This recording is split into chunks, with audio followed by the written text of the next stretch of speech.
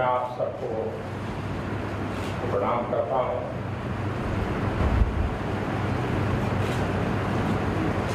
मेरे लिए ये सौभाग्य की पल है कि आज इतिहास का गौरवपूर्ण रूप से स्मरण किया गया है कि आज इतिहास का गौरवपूर्ण रूप से स्मरण किया गया है। मुझे खुशी इस बात की है कि इतिहास की इस महान बलिदान की गाथाओं को बनाने में जिनके पूर्वजों ने प्राण की बाजी लगा दी, उन परिवारजनों के दर्शन करने का सौभाग्य मिला है।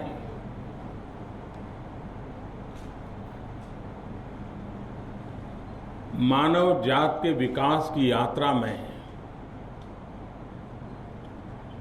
जितना सामर्थ्य सपनों का होता है, उतना ही सामर्थ्य इतिहास के स्मरण का होता है। इतिहास एक जीवंत प्रेरणा होता है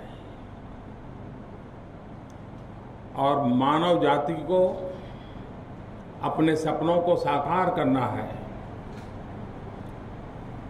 तो इतिहास के उन स्वर्णिम पृष्ठों के साथ अपने आप को जोड़े रखना चाहिए, उससे ऊपर उठने की कोशिश करनी चाहिए। उससे नीचे जाने का कभी भी किसी भी पीढ़ी में अवसर नहीं आना चाहिए। दुर्भाग्य से हमारे देश में आजादी के इतने बड़े संग्राम को कुछ ही वर्षों में सीमित कर दिया गया, कुछ ही परिवारों में सीमित कर दिया गया, कुछ ही घटनाओं में सीमित कर दिया गया। जबकि भारत की आजादी का आंदोलन जन जन का आंदोलन था, त्याग और बलिदान की घटनाओं से भरा हुआ आंदोलन था। लगातार 700-800 साल तक बलिदान की श्रृंखला चली थी। भारत जैसे स्वाभिमानी देश के लिए आवश्यक है कि हम उन सारी घटनाओं का स्मरण करें और इसलिए एक योजना भारत सरकार ने बनाई है। आपने देखा होगा हिंदुस्तान के जिन जिन राज्यों में जनजाति के लोग रहते हैं, उस राज्य में 100 साल पहले, 150 साल पहले, 200 साल पहले, 250 साल पहले अंग्रेजों के खिलाफ लड़ाई लड़ने का बीड़ा उठाया था जनजातीय लोगों ने। उनका योगदान अप्रतिम है और इसलिए भारत सरकार ने योजना बनाई है कि देश के 50 प्रमुख स्थानों पर जनजातीय लोगों ने आजादी के आंदोलन में जो योगदान दिया है, उसको वर्चुअल म्यूजियम के द्वारा पुनर्जीवित किया जाए। आने वाली पीढ़ी को पता चले कि आज भी जंगलों में जिंदगी गुजारने वाले, अभाव की जिंदगी जीने वाले इन जनजातीय हमारे पूर्वजों ने हम लोगों के लिए कितने बड़ी बलिदान दिए थे। समाज के उपेक्षित इन वर्गों के सामर्थ्य को, शौर्य को, समर्पण को, त्याग को, तपस्या को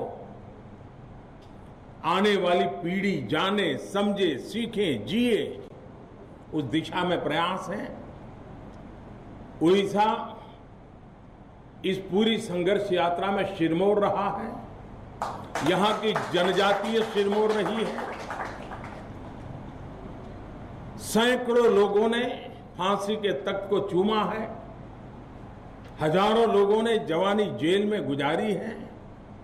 आने वाली पीढ़ी को इतिहास जीवित रखने के लिए ये वर्चुअल म्यूजियम की एक बड़ी योजना, अब टेक्नोलॉजी के कारण ये संभव हुआ है, उस पर काम चल रहा है और एक के बाद एक देश के अलग अलग राज्यों में जहां जनजातीय समुदाय ने आजादी के जंग का नेतृत्व किया है, उन घटनाओं को चित्रित करने का उस समय के, जैसे यहां बख्शी जी ने पूरा उस समय नेतृत्व दिया था, ऐसी घटनाओं को आज की पीढ़ी को बताना ये आवश्यक है। उस दिशा में काम होने वाला है। मैं फिर एक बार अपने आप को बहुत भाग्यशाली मानता हूं। आप सबके आशीर्वाद बने रहे। आपके पूर्वजों के त्याग और तपस्या के अनुकूल 2022 में जब आजादी के 75 साल मनाएंगे, देश को उस दिशा में उनके सपनों वाला देश बनाने के लिए हम भरपूर प्रयास करें। आप सबको मेरी तरफ से जय जगन्नाथ।